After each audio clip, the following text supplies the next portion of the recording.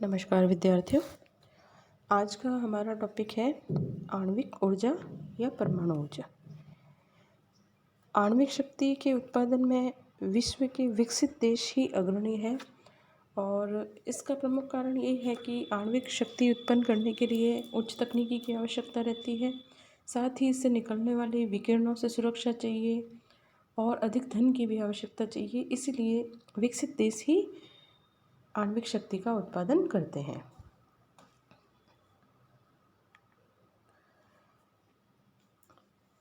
फिर है आणविक शक्ति के उत्पादन में जो प्रमुख पदार्थ या तत्व चाहिए वो है यूरेनियम और थोरियम, यानी इन खनिजों का उपयोग करके आणविक शक्ति को उत्पन्न किया जाता है। और ये जो आणविक शक्ति या यूरेनियम या थोरियम जो खनिज है वह सामरिक हथियार बनाने में काम आते हैं।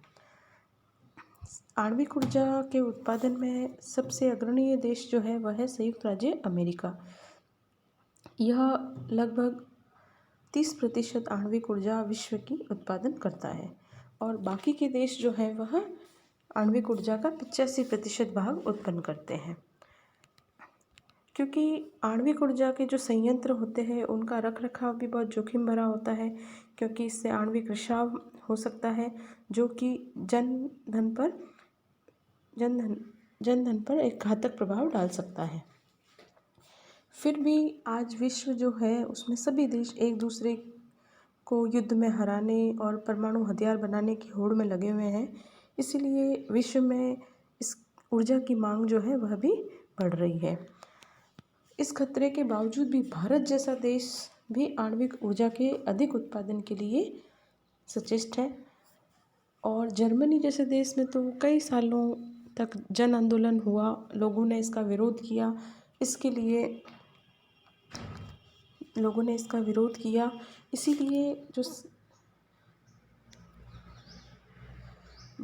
जिसकी वजह से यह संयंत्र के निर्माण में व्यवधान होने लगा।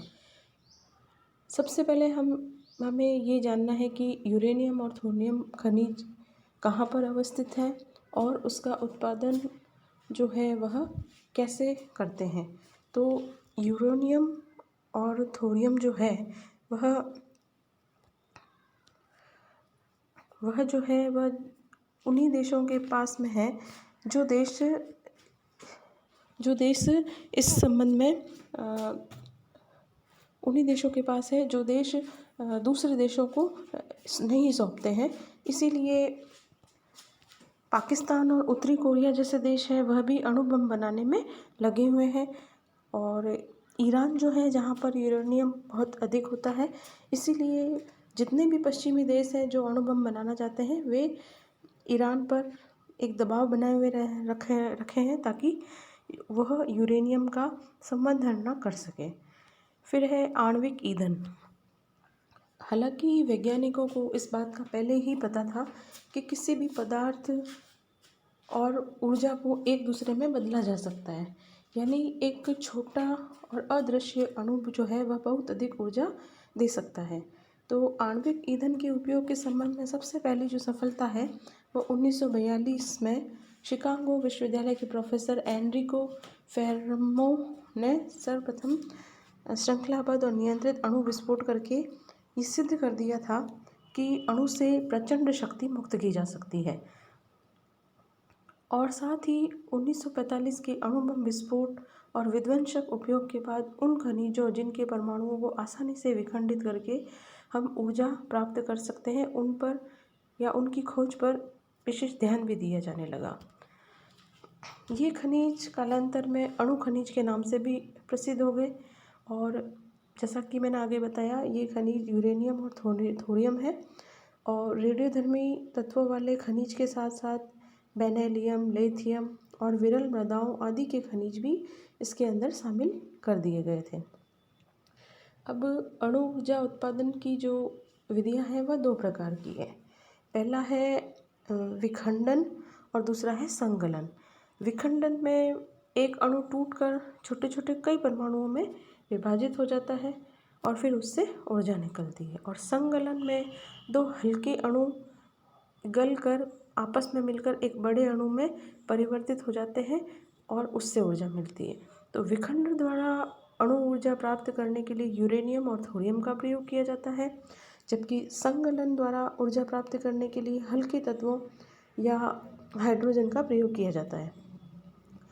यह क्रिया हालांकि अभी परीक्षण अवस्था में है। यूरेनियम के अणु विखंडन से हम जानते हैं कि प्रचंड शक्ति निकलती है।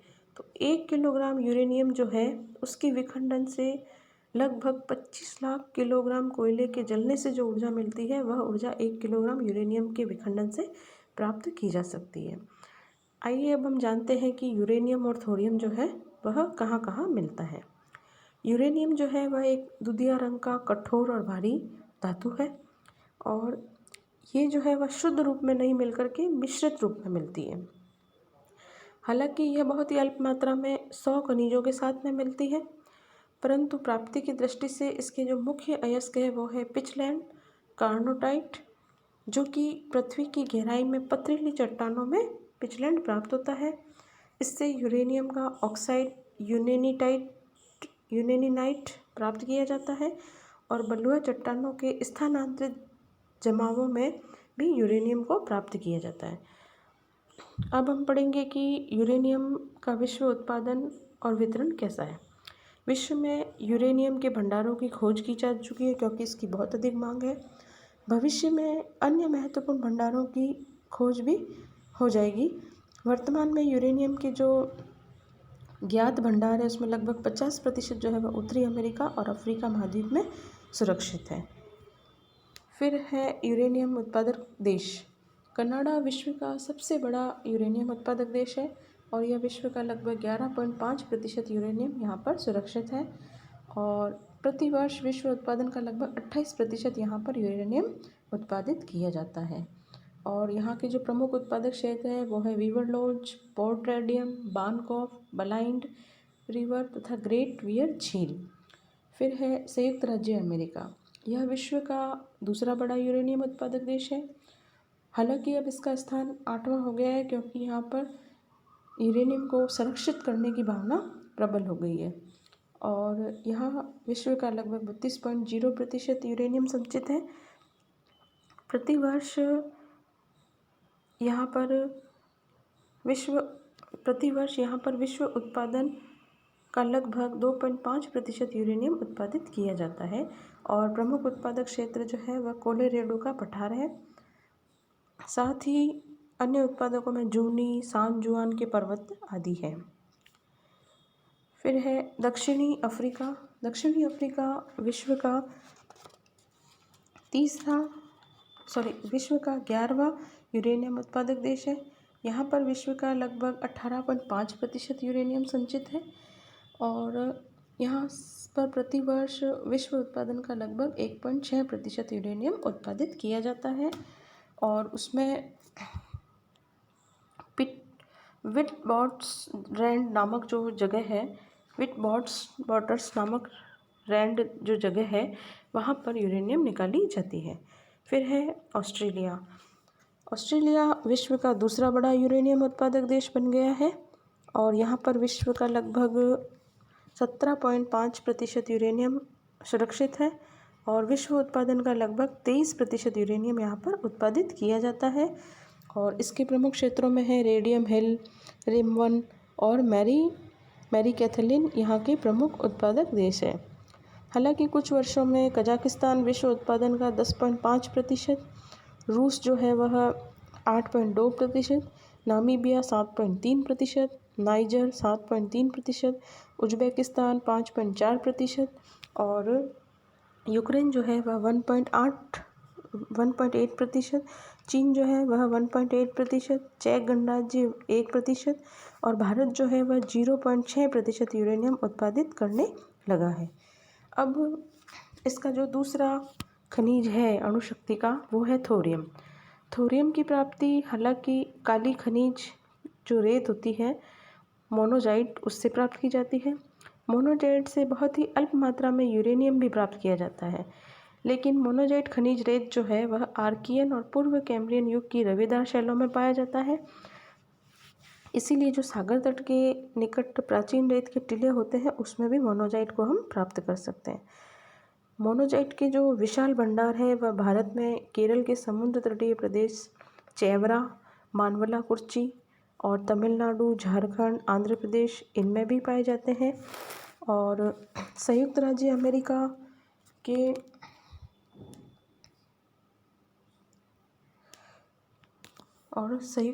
अमेरिका के दक्षिण पूर्वी और पश्चिमी पर्वतीय क्षेत्र, ब्राज़ील के रायो ग्रांडो बहिया, Rio de Janeiro, Espirito Santo क्षेत्रों, रूस के यूराल पर्वतीय क्षेत्र, दक्षिणी Africa, Malagasy, Nigeria, Norway, Indonesia के सुमात्रा द्वीप, Japan, Korea, Thailand, Malaysia, Australia में मोनोजाइट न्यूनाधिक मात्रा में उत्पादित किया जाता है।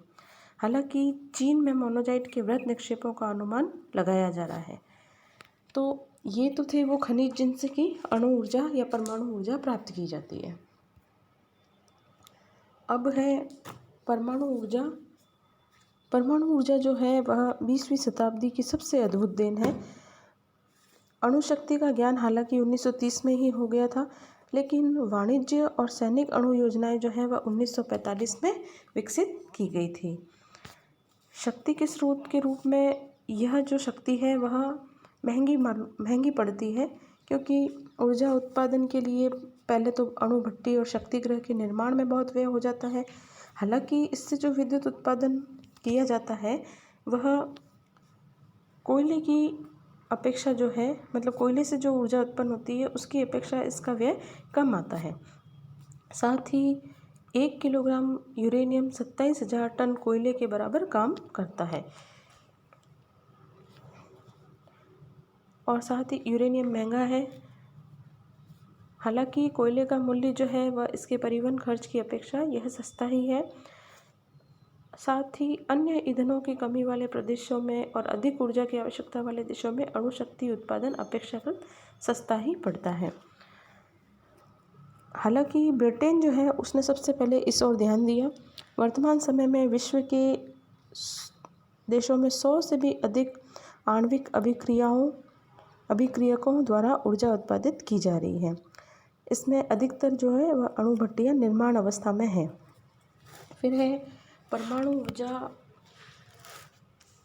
का उत्पादन। परमाणु ऊर्जा के उत्पादन के लिए जैसा कि मैंने आगे भी बताया, यूरेनियम, थोरियम, बेरिलियम, लिथियम और खनिजों की आवश्यकता होती है। हालांकि इसके अतिरिक्त जिरकोनियम, ग्रेफाइट ये भी सहायक रूप में होते हैं। अणु शक्ति का उत्पादन का प्रथम चरण जो है वह अणु भट्टी का निर्माण करना होता है। विश्व में लगभग 15 देशों में अणु भट्टियों का निर्माण करके आणविक ऊर्जा या जिसे नाभिकीय ऊर्जा भी कहते हैं का उत्पादन किया गया है।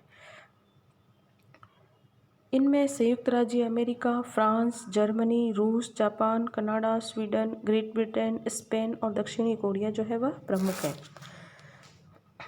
आइए अब हम जानते हैं परमाणु ऊर्जा के उत्पादक देश। परमाणु ऊर्जा के उत्पादक देशों में सबसे पहले है रूस। रूस ने सर्वप्रथम परमाणु शक्ति गृह का स्थापना की, जिसकी क्षमता 5000 किलोवाट थी।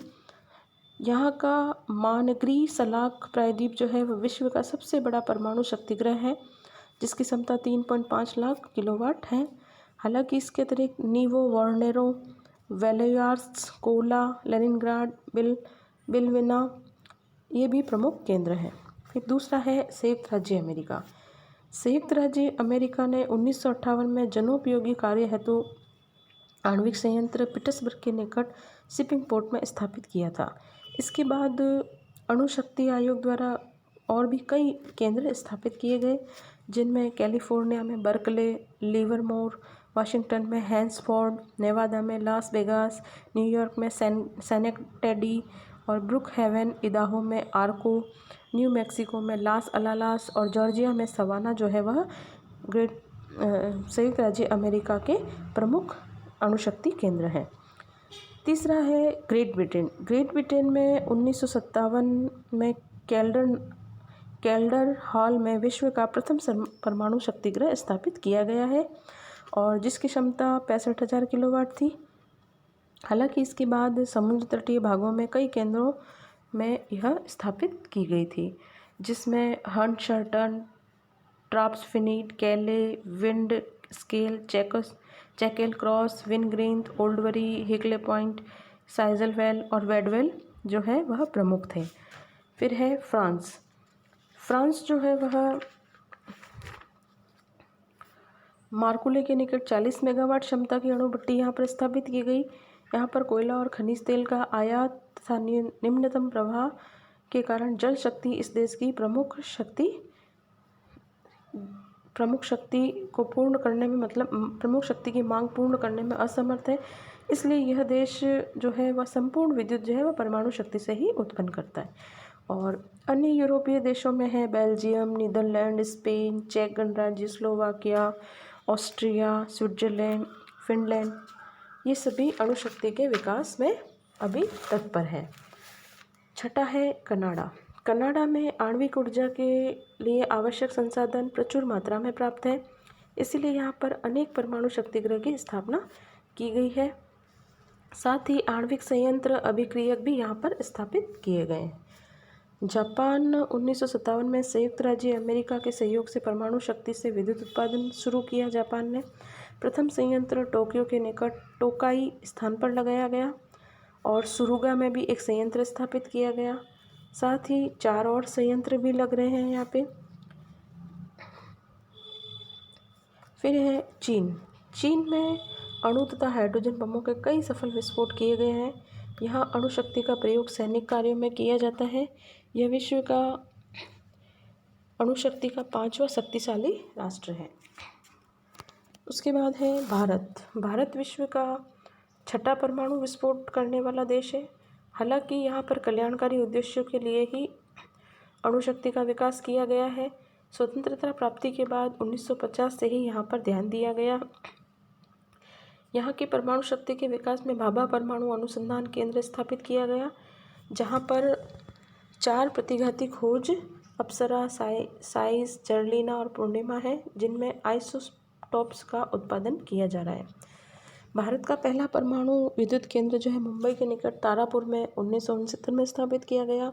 दूसरा राजस्थान के राणा प्रताप सागर के निकट रावत भाटा नामक स्थान पर बनाया गया।